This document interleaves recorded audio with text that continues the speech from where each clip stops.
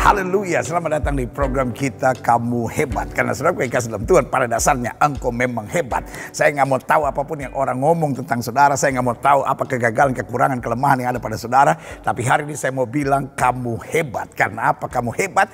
Karena Tuhan menyertai, karena Tuhan mengasihi. Tuhan mau mati buat kita, curahkan darahnya buat kita. Supaya barang siapa yang percaya kepada tidak binasa, melainkan beroleh hidup yang kekal. Haleluya, saudara yang kasih dalam Tuhan. Saya sedang ada di gereja yang hebat ini. Gereja yang bernama The Parish of Saint Michael and All Angels. Saudara gue yang kasih dalam Tuhan, gereja ini dibangun, bayangkan 1881. Saudara udah lahir, jangankan saudara, mamamu belum lahir. Ya pendeta, engkau gua aja belum lahir. Saudara gue yang kasih dalam Tuhan, ini gereja yang luar biasa. Dan ini mengingatkan kepada saya bahwa Alkitab bilang, upon this rock I will build my church, upon gates of hell shall not prevail on it. Di atas batu karang aku akan membangun gerejaku, pintu alam maut tidak dapat menguasainya. Apa itu alam maut? Berarti roh kegelapan, saudara-saudaraku yang kasih dalam Tuhan. Nah, saudaraku yang kasih dalam Tuhan, siapa itu Saint Michael atau Mikael? Malaikat Mikael. Saudaraku yang kasih dalam Tuhan, bersama dengan saya kita mau mengupas tentang fungsi dari malaikat Mikael atau malaikat pimpinan perang, saudara-saudara, iya kan, untuk mengalahkan setan-setan. Nah, saudaraku yang kasih dalam Tuhan, satu kali di tahun 1992 sekitar bulan September, Oktober begitu, saya berjumpa dengan seorang yang berumur waktu itu mungkin masih sekitar 17 tahun. Dan 17-18 tahun. Nah, saudaraku yang kasih dalam Tuhan, hari ini beliau jadi hamba Tuhan yang banyak dikenal, khususnya dalam pelayanan setan-setan. Nah, yang menakutkan buat saya, karena kita dengan tim waktu itu melayani, ada istri saya lalu ada tim pelayanan juga di sana, dan kita melayani selama kira-kira 1,5 jam sampai 2 jam, mengusir setan-setan dalam tubuhnya, dalam hidupnya, segala ilmu keluar. Dan terakhir, nah ini dia yang terakhir, waktu kawan saya tanya, ini roh apa lagi? Karena ada banyak roh ini. Ini apa, roh apa lagi? Tiba-tiba ada jeritan yang sangat melengking, yang manusia normal tidak bisa mengeluarkan suara ini. Dan setelah sekitar setengah menit, sudah 30 detik cukup lama, tiba-tiba dia berteriak, Lucifer. Wah, semua gemetar, saudara. Bayangkan, saya keluar, gereja itu cukup besar, bisa nampung 1.500 orang kira-kira waktu itu. Saya keluar, pedagang-pedagang, tukang beca, semua pada berdiri di depan gereja dan tanya, ada apa? Saya bilang, lu kenapa emang? Dia bilang, kita dengar ada suara jeritan yang sangat menakutkan. Saudaraku yang kasih dalam Tuhan, orang yang saya ceritakan tadi, mungkin sudah pernah kenal, namanya Daud Tony. Nah, orang hebat itu sengaja saya bawa ke Sandakan untuk ngobrol sama saudara dari Sabah, Malaysia ini, di gereja yang luar biasa ini, Saint Michael. Pak Daud, haleluya. Hari ini kita mau bahas tentang Saint Michael atau malaikat Mikael atau malaikat Michael. Nah, Pak Daud tahu bahwa malaikat Mikael ini malaikat peperangan, dan kita dulu pernah berdoa buat Pak Daud waktu masih terikat setan-setan dan ada jeritan Lucifer. Nah, coba jelaskan. Saya akan jelaskan. Saya bertemu Lucifer itu pada waktu kelas 2 SMP. Pada waktu saya mempelajari. Orang sih ketemu pasangan teman hidup 2 SMP, dia ketemu Lucifer. Nah, terus gimana? Bagaimana perjumpaannya? Waktu itu kakek sama nenek guru saya berkata, untuk mempelajari ilmu terakhir membelah dunia itu ada tingkat 9. Engkau harus ketemu seorang guru lagi, seorang pangeran. Nah, saya bingung pangeran apa itu. Saya tidak tahu waktu itu. Saya pikir kakek saya udah hebat, guru satu lagi ini lebih hebat lagi katanya. Waktu itu hari yang disepakati udah oke, langsung mereka ritual, terusan mengalirkan tenaga dalam diri saya. Tiba-tiba itu ada awan yang sangat gelap.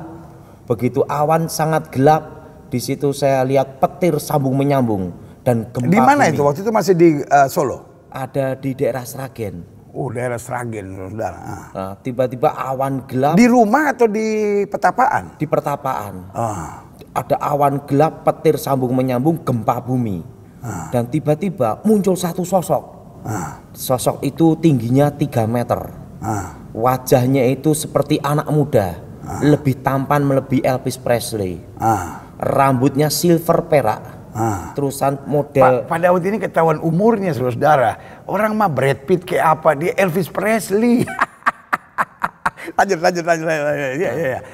Rambutnya silver perak ya. Dan bajunya putih berkilau. Terusan tuh kasutnya itu ada seperti model gini, tapi terbuat dari emas. Ya. Nah, setelah itu di matanya itu mengeluarkan sinar intan berlian dan bumi berputar di matanya. Nah, disitulah saya baru mengerti bahwa guru yang saya dipanggil nenek saya itu adalah kekuatan yang paling gelap. Nah, disitulah selama 7 hari. Kamu waktu itu nggak berpikir bahwa jangan-jangan ini Tuhan? Saya tidak berpikir, karena saya kan selama hidup saya kan tidak boleh bertanya dan tidak boleh membantah selama ikut nenek kakek dulu. Nah, tetapi di situ perasaan saya kaget, apakah ini disebut yang paling puncak gitu loh? Karena kakek saya ngomong itu ada ilmu yang paling puncak, baik ilmu hitam maupun ilmu putih. Guru itu yang menguasai semuanya. Nah, disitulah saya baru sadar. Nah, disitulah saya selama 7 hari 7 malam tanpa makan, tanpa minum bersama dia. Dilatih dia secara khusus dan menemukan banyak sekali rahasia. Dan rahasia-rahasia ini juga termasuk tentang awal penciptaan. Nah, disitulah saya baru mengerti. Tetapi itu baru sebagian rahasia kecil, karena banyak rahasia-rahasia dalam diri saya yang hilang setelah saya kalah, hilang ingatan 1 tahun itu.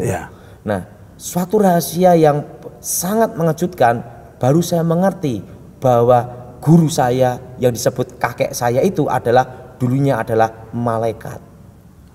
Nah, disitulah saya baru mengerti bahwa sebelum Tuhan menciptakan manusia, yang paling awal yang diciptakan tuh malaikat.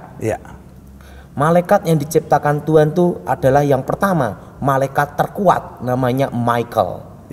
Yang kedua adalah Gabriel, penghulu para malaikat.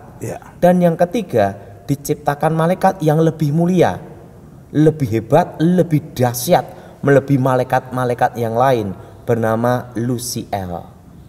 Nah, Luciel ini dekat dengan Tuhan. Dan Luciel ini adalah pemimpin pujian penyembahan. Dan secara otomatis tahu banyak rahasia tentang Tuhan. Nah, karena tahu banyak rahasia tentang Tuhan, Lucifer ingin menjadi Tuhan. Karena merasa tahu semua rahasia tentang Tuhan.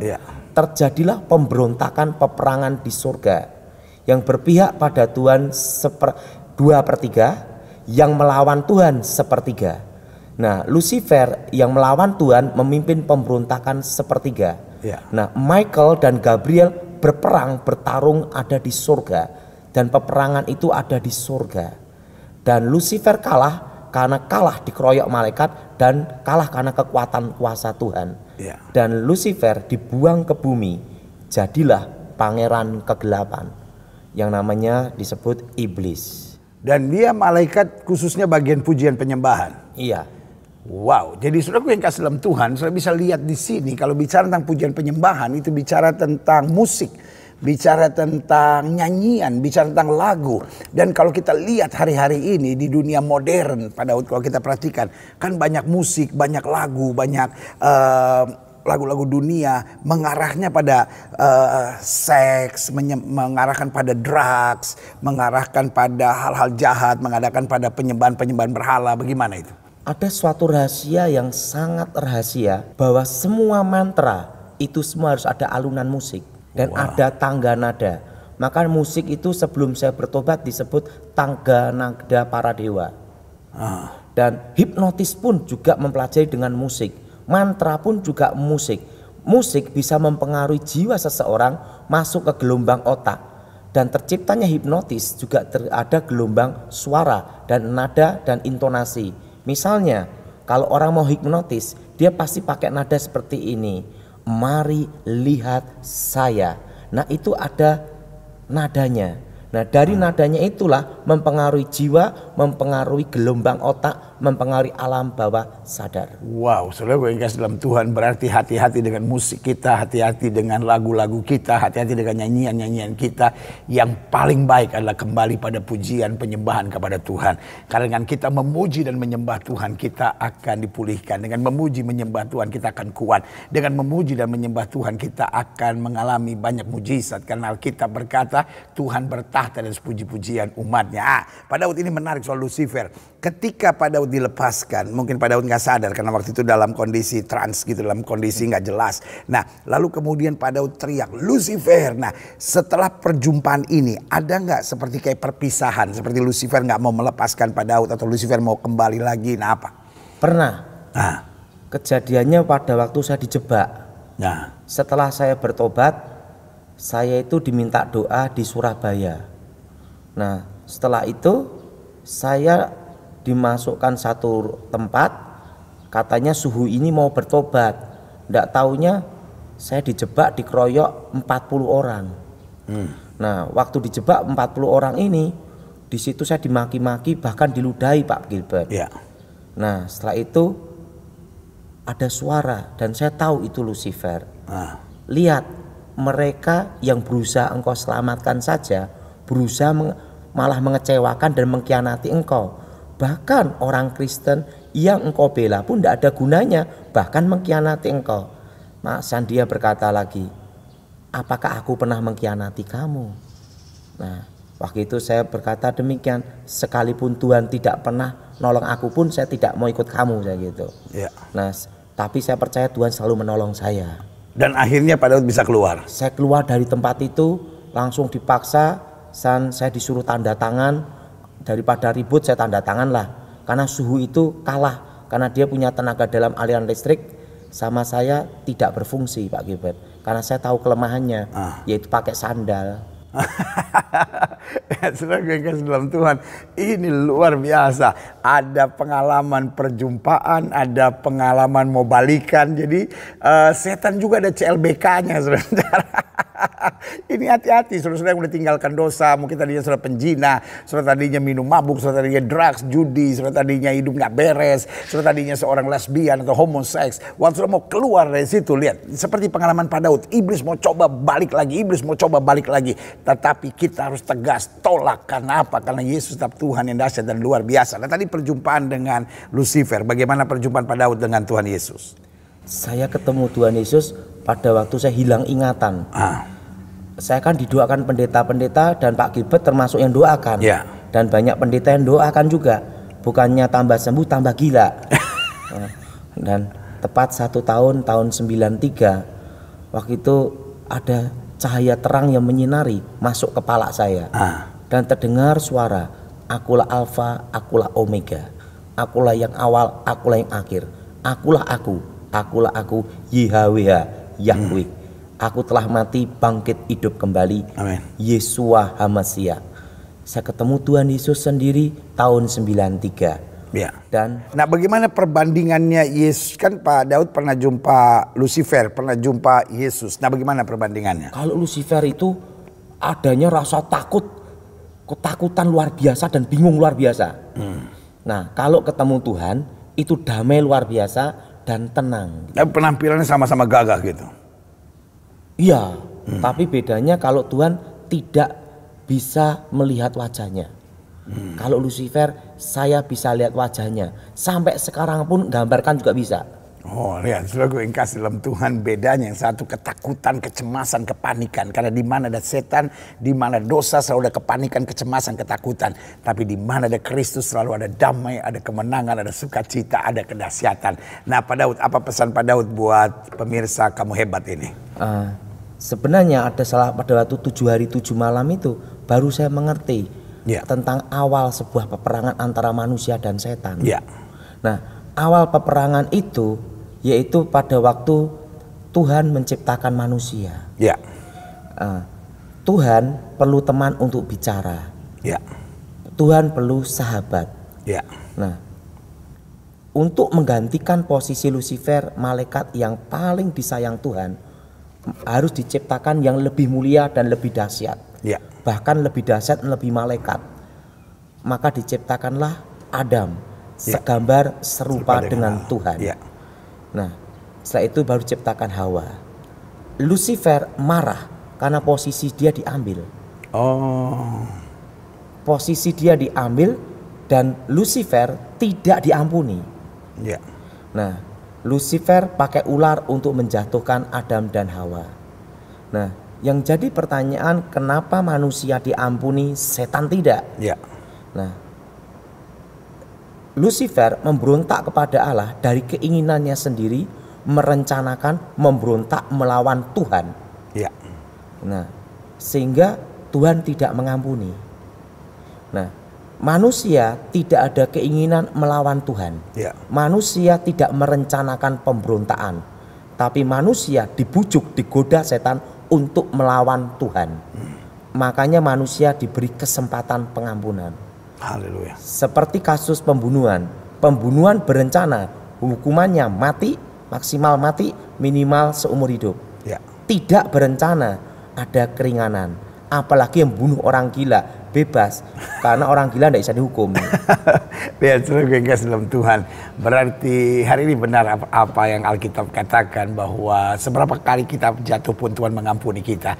Tetapi jangan kamu sesat, Allah tidak membiarkan dirinya dipermainkan. Jadi jangan mempermainkan Tuhan, jangan melawan Tuhan, jangan memberontak kepada Tuhan. Tetapi kalau karena kita dalam kehidupan akhirnya terpengaruh, terseret, jatuh, bangkitlah. Masih ada kasih karunia Tuhan. Karena Alkitab berkata jelas, mari kamu yang letih lesu dan berbeban berat, aku akan beri kelegaan kepadamu. Nah, Pak Daud, apa pesan terakhir Pak Daud untuk pemirsa Kamu Hebat ini? Maju dalam Tuhan, ikut Tuhan.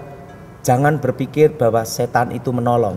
Karena setan tidak akan menolong dan tidak akan menyelamatkan manusia. Karena dia tahu tidak diampuni.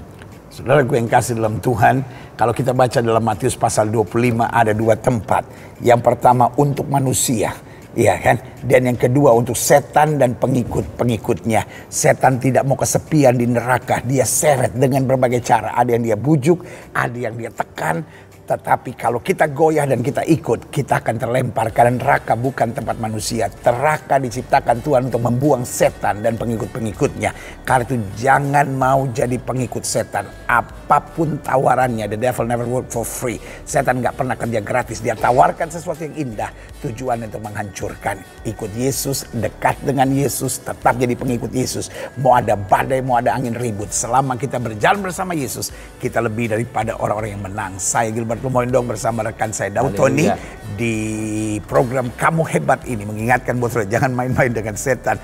Lucifer mau menghancurkan, Kristus datang untuk memulihkan. Kalau sudah tertarik dengan program ini, bagikan kepada teman-teman saudara. Saudara boleh like, saudara boleh subscribe, dan kiranya program Kamu Hebat ini menuntun saudara senantiasa menjadi orang-orang yang hebat. Haleluya.